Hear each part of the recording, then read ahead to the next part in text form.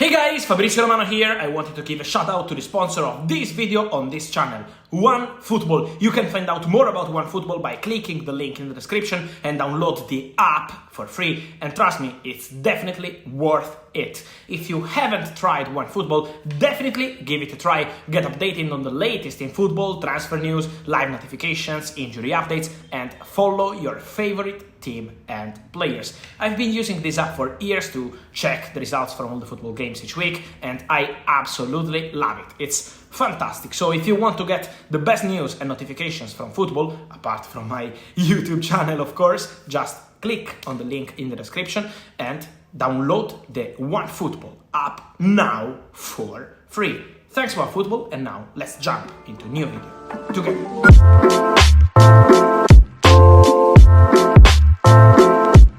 And so guys, let me start today's video by talking about the situation of Diogo Dalot, one of the last piece of news we had in the last few hours, and it's about the Portuguese right back in advanced talks to extend his contract at Manchester United.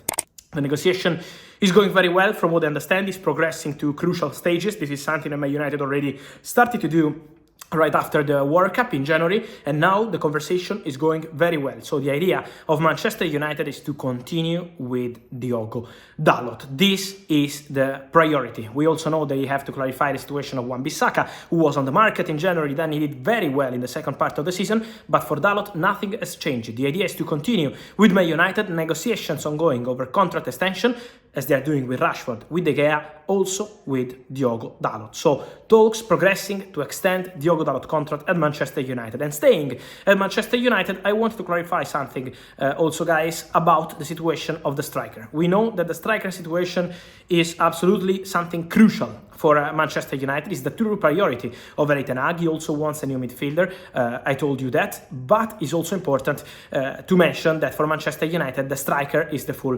priority. What's going on for Harry Kane? Nothing has changed guys at this moment. We know it depends on Tottenham, it depends on how the conversation between Daniel Levy, Tottenham, the future manager of Tottenham will be with Harry Kane. So Tottenham will try to keep the player and will try to extend his contract.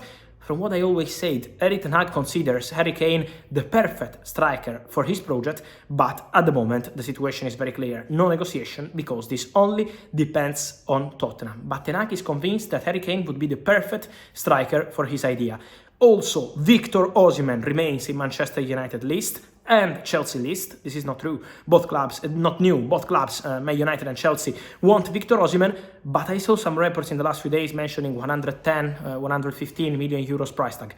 No way. Napoli are not selling the player for 110 million euros. This is not possible. They want way more than this. They start from a potential value of 150 million euros. So let's see what is going to be the final price tag, but 110 million euros is absolutely not enough to sign Victor OSIMHEN, and this is why, for example, this is too expensive for Bayern, and they are targeting Randal Colomwani from Eintracht. So this is the OSIMHEN situation. Chelsea remain in the race, Man United remain in the race, PSG are very well informed with Luis Campos, who is the director who signed him in Lille, and then we will follow this situation in the next weeks. And then guys, Mason Mount. Today the Daily Mail reported about the possibility of Manchester United making a bid for Mason Mount, and we can confirm that Man United are interested in Mason Mount. But it's not only Man United. Man United are there, Arsenal are there. For Liverpool is one of the priority targets. We know they are advancing on the McAllister deal, but also the situation of Mason Mount remains a priority for Liverpool. So these three clubs are keen on signing Mason Mount.